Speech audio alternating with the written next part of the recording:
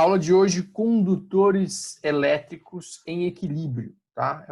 Vamos imaginar um condutor elétrico, algum material que esteja eletrizado com cargas elétricas e vamos analisar o comportamento do potencial elétrico e do campo elétrico neste condutor. E vamos analisar também a distribuição das cargas elétricas ao longo desse condutor. Então esse é o tema da aula de hoje. Bora compartilhar os slides.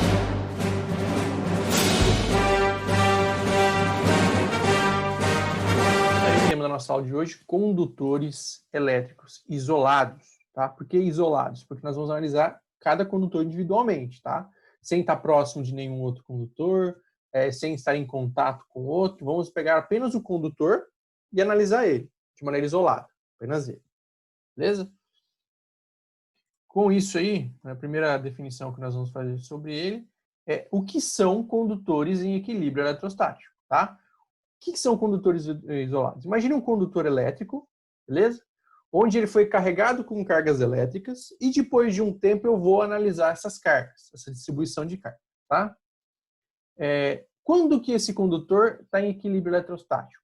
Quando as cargas elétricas pararem de se movimentar de maneira ordenada dentro desse condutor. Basicamente é quando as cargas elétricas nesse condutor entram em repouso.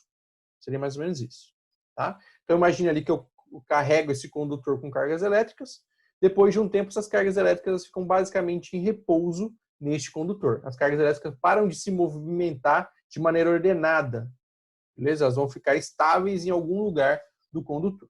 Isso quer dizer condutor em equilíbrio eletrostático, é quando as cargas elétricas estão ali basicamente em repouso nesse condutor. É isso que nós vamos considerar. Quando você tem esse condutor em equilíbrio eletrostático, a primeira coisa que ele vai indicar para a gente é que essas cargas elas vão estar todas dispostas na superfície do condutor. Então, quando o condutor está em equilíbrio eletrostático, todas as cargas elétricas desse condutor que deixam esse condutor carregado, essas cargas em excesso, vão estar todas na superfície do condutor. Tá? Então, não importa qual seja o formato, não importa se o condutor é carregado positivamente ou negativamente, essas cargas, quando o condutor estiver em equilíbrio, essas cargas vão estar todas na superfície. Beleza? Como está indicado aqui na figura. Todas as cargas estão concentradas aqui na superfície desse condutor. Tá? Segunda condição aqui. Quando essas cargas estão todas aqui na superfície, duas coisas vão acontecer. Primeiro, o campo elétrico aqui dentro desse condutor, ele vai ser nulo, ele vai ser igual a zero. Então, dentro de um condutor em equilíbrio eletrostático, o campo elétrico ele é igual a zero, ele é nulo. Não tem campo elétrico em qualquer ponto que você analisar aqui dentro, não vai ter intensidade de campo elétrico. O campo elétrico aqui é nulo dentro de qualquer condutor. Beleza? Segunda condição, o potencial elétrico dentro do condutor, ele vai ter o mesmo valor que o potencial elétrico na superfície do condutor. Então essas são as condições, tá? Condutor em equilíbrio eletrostático, as cargas estão todas na superfície, o campo elétrico no interior desse condutor é nulo, e o potencial dentro e na superfície tem o mesmo valor. Tá? Então, o potencial interno e na superfície vão ter o mesmo valor. Outra condição. Como as cargas elétricas estão todas na superfície, as cargas elétricas estão todas na superfície, a quantidade de carga elétrica dentro do condutor, no interior do condutor, é igual a zero. Tá? Faz todo sentido. Se as cargas estão na superfície, significa, então, que dentro do condutor, o total de cargas elétricas, a quantidade de carga elétrica dentro do condutor é nula. Né? Já que essas cargas estão todas na superfície, dentro do condutor, a quantidade de carga é igual a zero. Tá? Isso não significa que não tenha carga elétrica lá dentro. Tá? Lembrem-se que a quantidade de carga ser igual a zero significa que a quantidade de cargas positivas é igual às negativas. Tá? Na superfície, você tem cargas elétricas em excesso, vão estar todas na superfície. Tá? Mas dentro do condutor, a quantidade de carga dentro do condutor é igual a zero. Beleza? Outra condição aqui num condutor em equilíbrio. O campo elétrico o vetor campo elétrico na superfície do condutor, eles vão sempre ser perpendicular a essa superfície. Tá? Então, o campo elétrico ele sempre sai do condutor, formando um ângulo de 40 graus com a superfície. Não importa a região que esteja, o campo elétrico sempre vai sair do condutor, formando um ângulo de 90 graus com a superfície. Essa é outra condição para um condutor em equilíbrio eletrostático. O campo elétrico ele sai do condutor formando um ângulo de 90 graus com a superfície. Então, aqui nós temos vários campos elétricos, beleza? Saindo aqui do condutor carregado. E vejam que todas essas linhas de campo elétrico formam um ângulo de 90 graus com a superfície. Outra condição aqui, ó. As cargas elétricas na superfície, elas se acumulam em maior quantidade nas superfícies mais pontiagudas. Beleza? Então, elas se acumulam mais na superfície pontiaguda. Quanto mais pontudo for o seu condutor, seu objeto, mais quantidade de carga vai ter nessa superfície.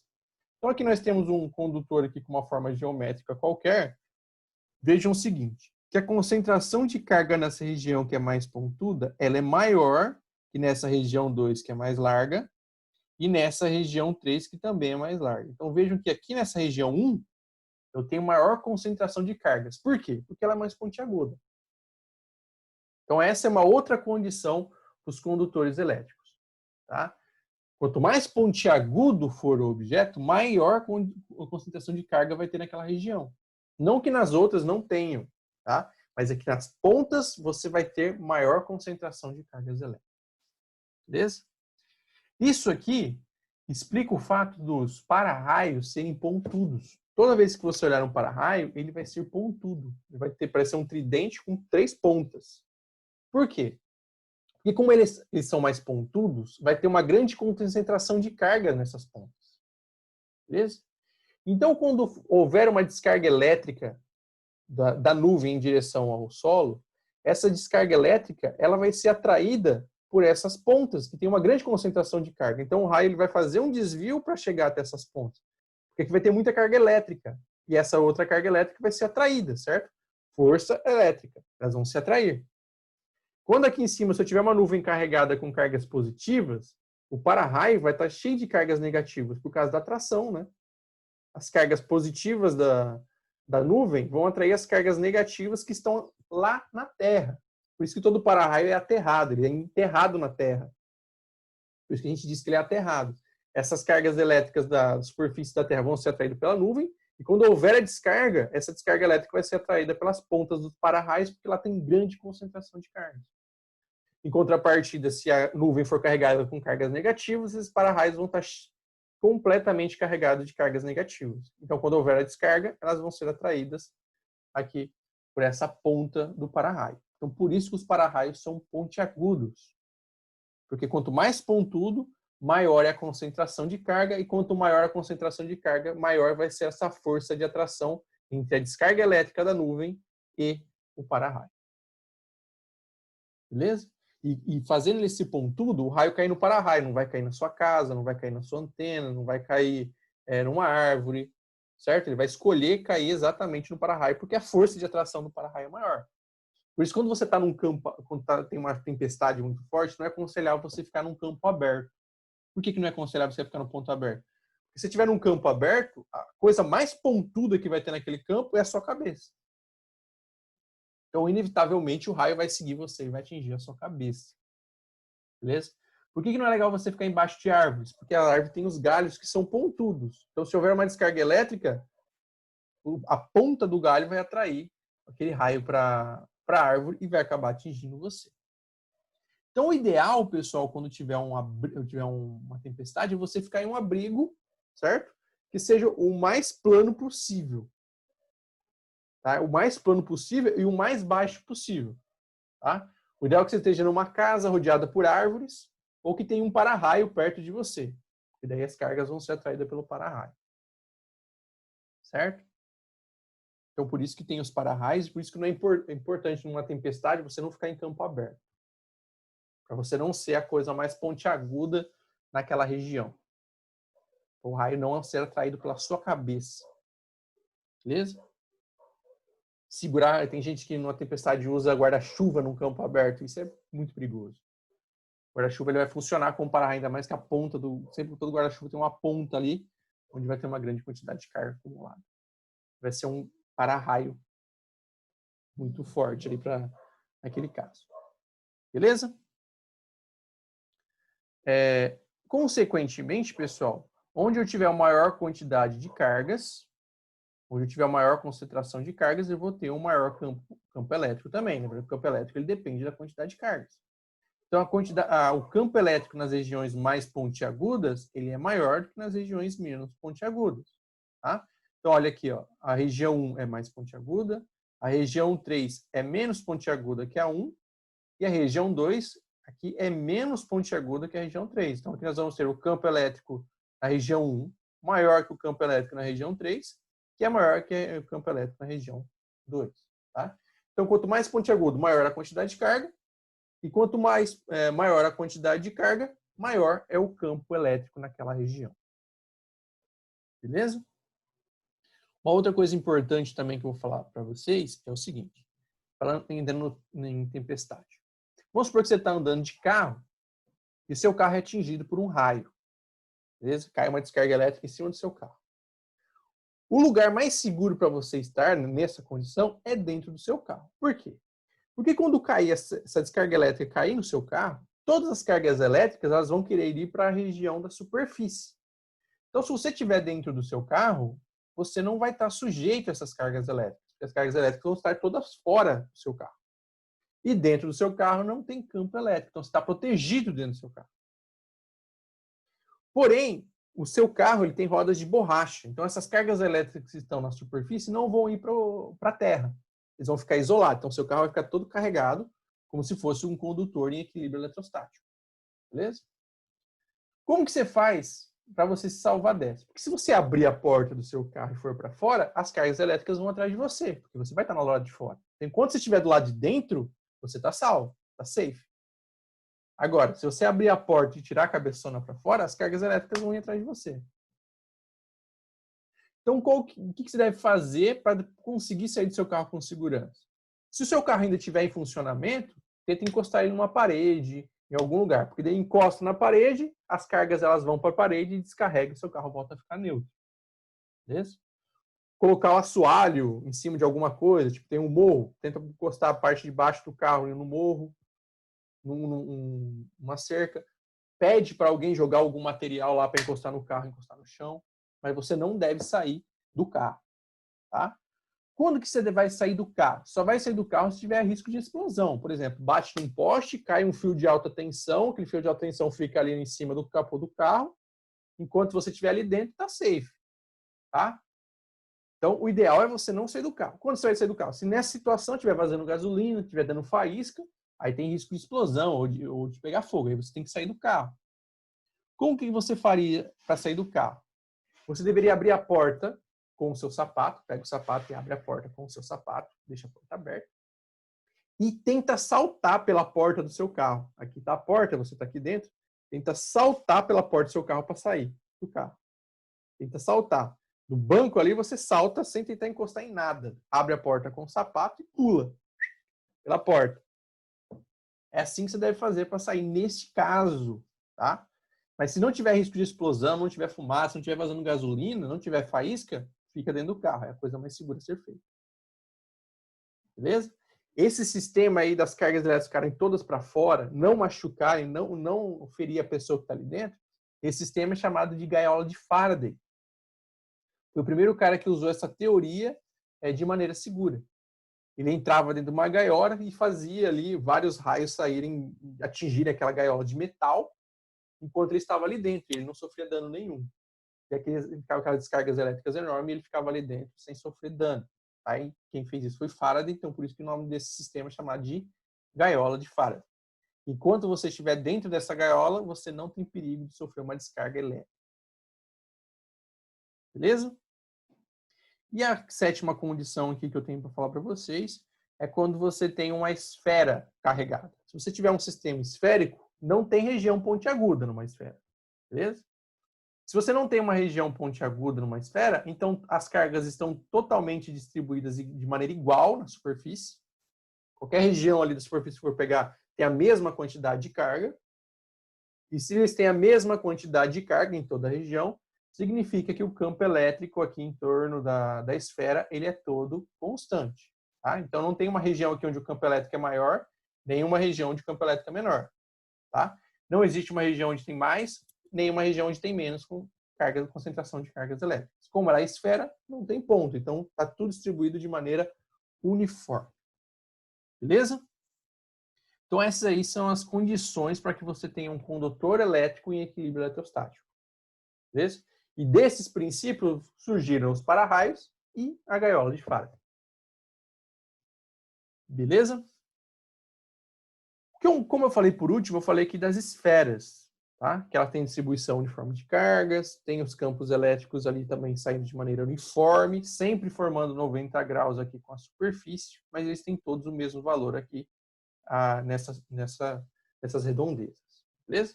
Então agora nós vamos analisar de maneira especial esse condutor esférico, como é o campo elétrico e como é o potencial para esse condutor esférico de maneira específica, tá? Então vamos analisar aqui. Então nós vamos analisar o campo elétrico e o potencial elétrico em um ponto P fora da esfera. Então aqui eu tenho uma esfera toda carregada com cargas elétricas na superfície. E eu vou analisar o potencial e o campo elétrico num ponto P que está aqui longe da esfera. Beleza? Então, eu quero saber o potencial e o campo elétrico nesse ponto P. Para calcular isso, o potencial elétrico no ponto P é igual a constante eletrostática, vezes a quantidade de carga total que tem aqui na esfera, dividido por essa distância D. E o campo elétrico, ele é igual a constante eletrostática, quantidade de carga, dividido pela distância D ao quadrado. Qual que é essa distância D, pessoal? Essa distância D é a distância do centro da esfera até o ponto que você está analisando. Não é a distância da superfície até o ponto, tá? Muita gente confunde. Acha que é a distância da superfície até o ponto, mas não é. É a distância do centro da esfera até o ponto lá fora que você está analisando. Beleza? Então, é dessa forma que eu vou calcular o campo elétrico e o potencial elétrico de um condutor esférico em um ponto lá fora, distante desse meu condutor, tá? Potencial elétrico é constante, vezes a quantidade de carga, dividido pela distância do centro até o ponto que você está analisando. Já o campo elétrico é a constante eletrostática, vezes a quantidade de carga, dividido pela distância do centro até o ponto que você está analisando, ao quadrado. Beleza?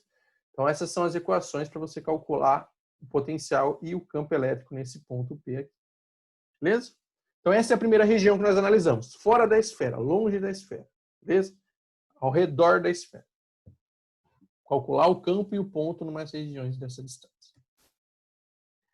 Segunda condição que nós vamos analisar é quando você tem um campo elétrico muito próximo aqui da superfície. Ele não está na superfície, ele está próximo da superfície aqui. Beleza? Ele está numa região bem próxima da superfície. Nessa condição aí, a distância D ela é aproximadamente igual ao raio, porque essa distância é bem próxima. Beleza? Então, a distância D ela é bem próxima, ela é aproximadamente igual ao raio. Tá? Então, você pode calcular o campo elétrico próximo da esfera, bem próximo da esfera, como sendo a constante eletrostática, vezes a quantidade de carga total da esfera, dividido pelo raio da esfera ao quadrado. Tá? Isso aqui é quando eu tenho um campo elétrico bem próximo aqui da esfera. Tá? Quando essa distância D aqui do centro até o ponto P é aproximadamente igual ao raio. Não é exatamente, mas é aproximadamente. Isso que é um campo elétrico próximo.